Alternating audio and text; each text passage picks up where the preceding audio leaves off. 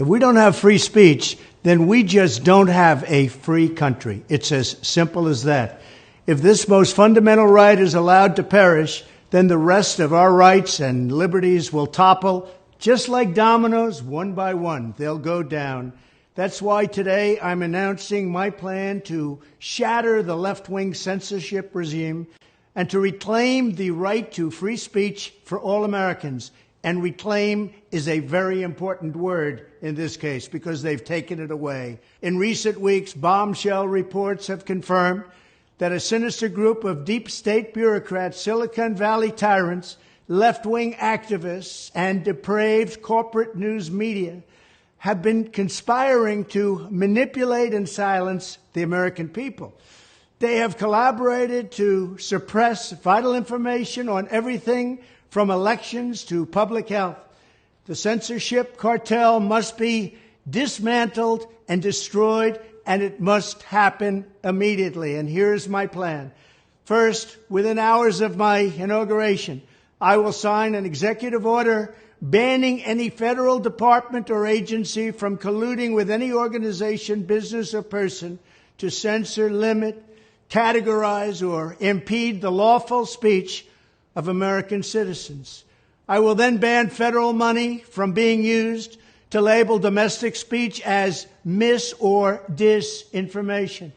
And I will begin the process of identifying and firing every federal bureaucrat who has engaged in domestic censorship, directly or indirectly, whether they are the Department of Homeland Security, the Department of Health, Human Services, the FBI, the DOJ, no matter who they are. Second, I will order the Department of Justice to investigate all parties involved in the new online censorship regime, which is absolutely destructive and terrible, and to aggressively prosecute any and all crimes identified.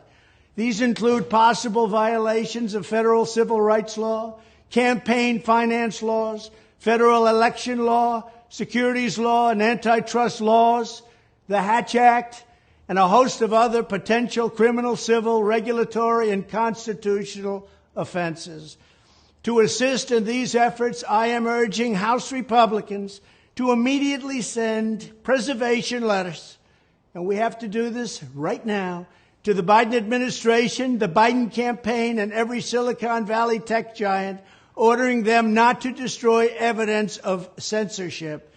Third, upon my inauguration as president, I will ask Congress to send a bill to my desk revising Section 230 to get big online platforms out of censorship business. From now on, digital platforms should only qualify for immunity protection under Section 230 if they meet high standards of neutrality, transparency, fairness, and non-discrimination. We should require these platforms to increase their efforts to take down unlawful content such as child exploitation and promoting terrorism, while dramatically curtailing their power to arbitrarily restrict lawful speech. Fourth, we need to break up the entire toxic censorship industry that has arisen under the false guise of tackling so-called mis- and disinformation. The federal government should immediately stop funding all nonprofits and academic programs that support this authoritarian project.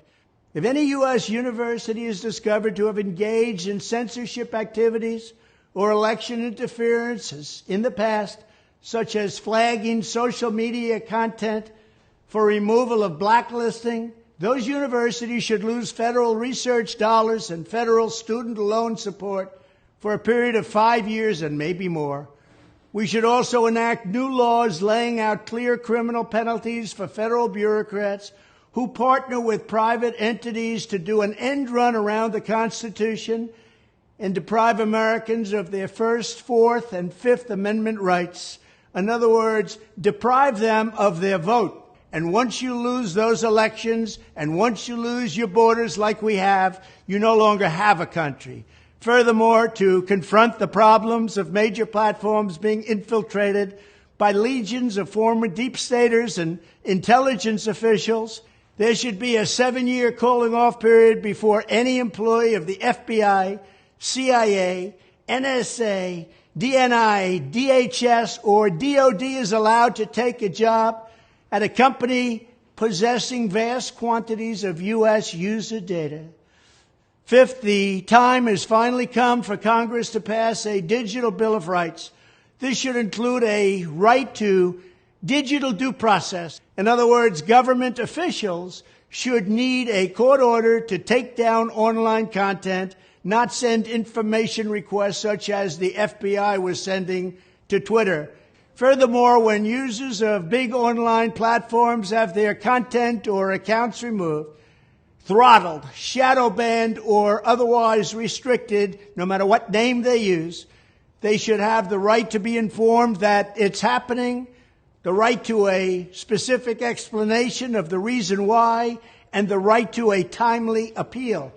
In addition, all users over the age of 18 should have the right to opt out of content moderation and curation entirely and receive an unmanipulated stream of information if they so choose.